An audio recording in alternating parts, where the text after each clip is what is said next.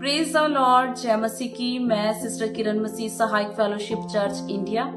आज मैं आपके साथ एक बात शेयर करना चाहती हूँ। यदि आप भी नया जीवन ले चुके हैं और प्रभु यीशु मसीह को अपना उद्धारकर्ता ग्रहण कर चुके हैं, लेकिन आपको ऐसा लगता है कि आपने आज तक किसी को सुसमाचार नहीं शेयर किया है या आप कर नहीं पा रहे हैं, तो आज मैं आपके साथ अपनी एक गवाही शेयर करना चाहती हूँ।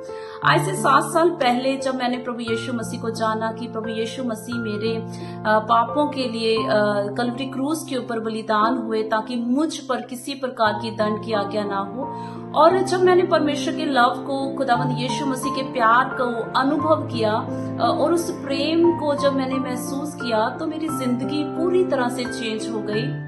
और मैंने विश्वास किया कि प्रभु यीशु मसीह ही उद्धारकर्ता, मुक्तिदाता है, जिन्होंने मुझे हर एक प्रकार के पापों से छुड़ाया है, हर एक प्रकार के अंधकार में से मुझे बाहर निकाला है। और जैसे ही मैंने अंधकार में से ज्योति में एंटर किया, तो मेरी लाइफ टोटली चेंज हो गई, जिस तरह से सभी इस नए जीवन को अनुभव कर सकते हैं। तो जैसे ही नए जीवन में हम जाते हैं, तो हमारे अंदर सबसे पहली विश होती है कि हम किसी न किसी तरह से जिस जीवन को, जिस आनंद को हमने लिया है, वो हम किसी न किसी तरह से औरों भाई बहनों तक भी पहुंचा सके। और शुरुआत होती है अपने घर से, अपने मदर से, अपने फादर से, अपने सिस्टर ब्रदर से। और ऐसे ही जब मेरे अंदर बहुत ज्यादा परमेश्वर का प्रेम भरता चला गया, मैं निरंतर बाइबल पढ़ती थी, प्रार्थना करती थी, तो मेरे अंदर होता था कि मैं किस तरह से खुदावंद के कार्य को कर सकूं। और खुदावंद ने तो मुझसे इतना प्रेम किया है कि प्रभु यीशु मसीह ने तो क्रूज के ऊपर अपना पूरी तरह से ब्लड बहा दिया ताकि मुझे क्षमा मिल सके, मुझे छुटकारा मिल सके मेरे सारे गुनाहों से, सारे पापों से। तो मैं क्यों नहीं कुछ कर पा रही? Praise the Lord. तो एक दिन मैं बाइबल पढ़ रही थी, निर्गमन की किताब, उसका 4 नंबर अध्याय और उसकी 2 नंबर आयत में यहोवा परमेश्वर ने जब मूसा को चुना था कि इजराइलियों को मिस्र की गुलामी में से बाहर निकालना है, तो मूसा के पास भेड़ बकरियां मूसा चराया करता था, तो उसके हाथ में एक लाठी रहा करती थी। Praise the Lord. और जैसे ही परमेश्वर से मूसा बात कर रहा है और परमेश्वर भी कहते हैं कि तू मेरे लोगों को छुड़ा कर लेकर आ, उस गुलामी में से, उस अंधकार में से निकाल कर लेकर आ, तो मूसा कहता है परमेश्वर मुझ पर कौन भरोसा करेगा कि मुझे किसने भेजा है। हालेलुया। तो इसी तरह से परमेश्वर मूसा से 4:2 में निर्गमन में लिखा है कि खुदावंद कहते हैं, परमेश्वर यहोवा कहते हैं, तेरे हाथ में क्या है? तो मूसा कहता है परमेश्वर ये तो लाठी है। हालेलुया। तो उसी लाठी के द्वारा हम अलग अलग तरीकों से पढ़ते हैं कि वो लाठी अधिकार को दर्शाती है, वो लाठी अगुवाई को दर्शाती है, वो लाठी दंड को भी दर्शाती है, मिस्र के ऊपर विपत्तियों को भी दर्शाती है। तो बहुत सारी चीजें हम लाठी के बारे में जानते हैं, लेकिन यहाँ पर जो मैं आपसे बात करना चाहती हूँ वो इस तरह से है। जब मैं प्रभु यीशु मसीह में आई और प्रभु के प्रेम का अनुभव किया और अनंत काल के जीवन को मैंने महसूस किया कि अब मैं अनंत काल के लिए परमेश्वर की संतान हो चुकी हूँ, तो मेरे हाथ में फोन बहुत रहता था। मैं फोन को बहुत ज्यादा यूज करती थी जब मैं प्रभु में नहीं थी। दिन रात फोन के द्वारा मैं बहुत सारी बातचीत किया करती थी, फोन के साथ मेरा घंटों समय व्यतीत हुआ करता था।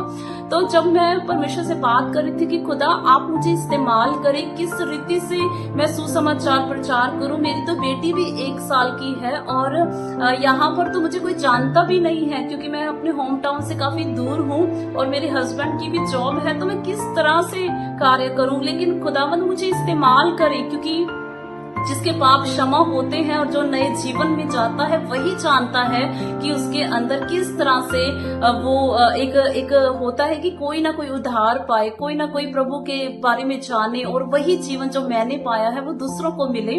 तो मेरे फोन में, मेरे हाथ में हमेशा ये फोन रहा करता था, जिसको मैं बहुत ज्यादा यूज करती थी। तो जैसे ही मैंने ये वचन पढ़ा कि परमेश्वर मूसा से पूछ रहे हैं, मूसा तेरे हाथ में क्या है? लाठी। तो इसी लाठी के द्वारा मैं तुझे इस्तेमाल करता हूँ। तो इसी तरह से परमेश्वर ने फोन के माध्यम से मुझे इस्तेमाल करना शुरू किया।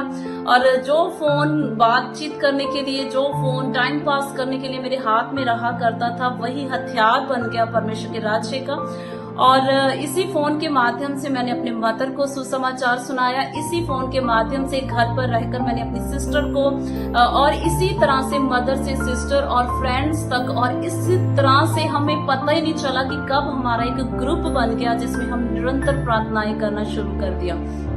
Praise the Lord. और इससे मैं आपसे क्या कहना चाहती हूँ कि आपके पास जो आपके हाथ में है, जो अवेलेबल है आपके पास, जो सोर्सेस आपके पास हैं जिसके द्वारा आप अपने आनंद को बांट सकते हैं, सुसमाचार को शेयर कर सकते हैं, चाहे वो आपका फोन है, चाहे वो सोशल मीडिया है, चाहे वो आप ऑफिस जाते हैं, स्कूल टीचर हैं, घर पर हैं, आपके घर में मेड आती है, आप किसी भी प्रकार से अपने पड़ोसी से, अपने फ्रेंड से, अपनी बहन से, अपने भाई से, आप कैसे भी फोन के माध्यम से भी परमेश्वर के राज्य में कार्य कर सकते हैं। Praise the Lord. तो आपके हाथों में जो हथियार शैतान यूज कर रहा है कि वो आपको इधर उधर की बातों में लगाता है, तो इन्हीं हथियारों को आप परमेश्वर के राज्य के अंदर इस्तेमाल कर सकते हैं।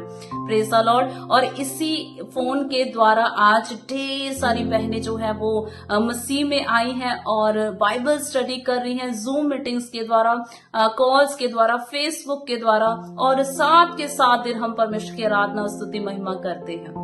Praise the Lord.